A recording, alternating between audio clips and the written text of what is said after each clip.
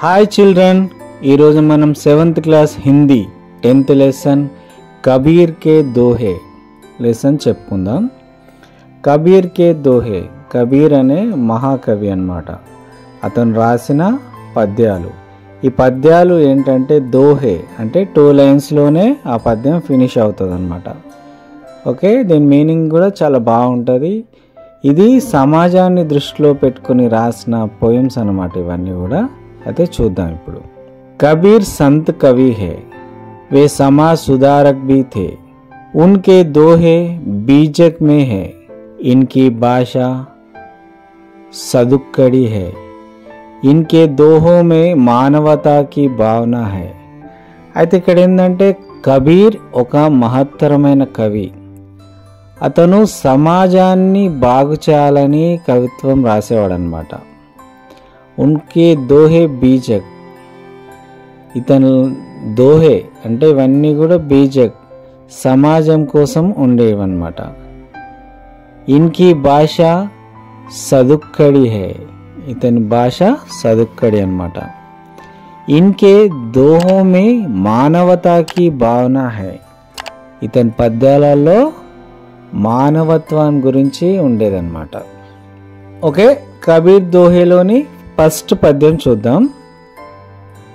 काल करे सो आज करे सो अब, पल में परेले होए गो बहुरी करेगो कब.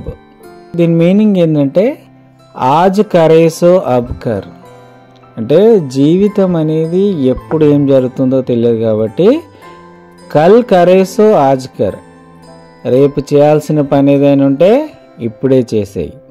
ఆజ్ కరేసో అబ్, ఈరోజు చేసే పని పోస్ట్ పోన్ వేయకుండా ఇప్పుడే చేసేయి, అంటే వాయిదా వేయకుండా ఇప్పుడే చేయి.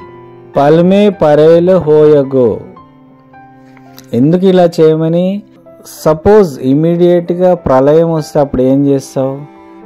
మనిషి జీవితానికి ఎలాంటి గ్యారంటీ లేదు కాబట్టి పనులన్నీ పోస్ట్ పోన్ చేయకుండా చేసుకోవాలి. ఇక్కడ ఏంటంటే టైం విలువ చెప్తున్నాడు కవి.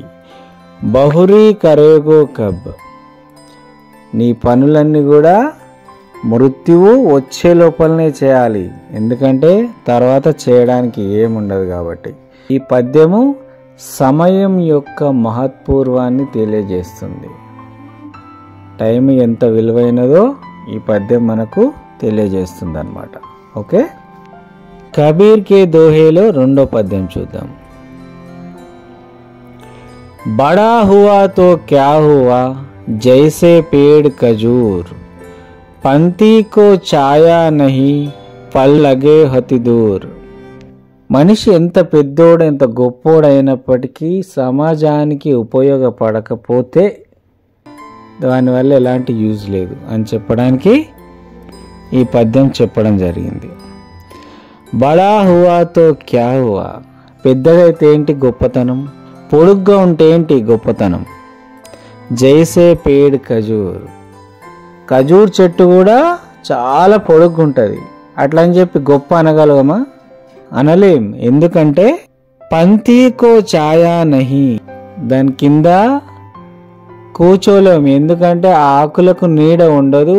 చాలా హైట్ ఉండడం వల్ల ఆకులకు నీడ ఉండదు, దాని కింద మనం కూర్చోలేము.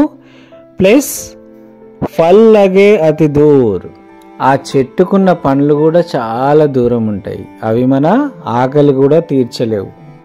ఓకే, ఏదైనా గొప్పతనం ఎప్పుడు ఉంటుంది మనిషికి అంటే వాడు ఇతరులకు ఉపయోగపడితేనే గొప్పతనం అని చెప్పడానికి కబీర్ దాస్ ఈ పద్యాలన్నీ రాశాడనమాట.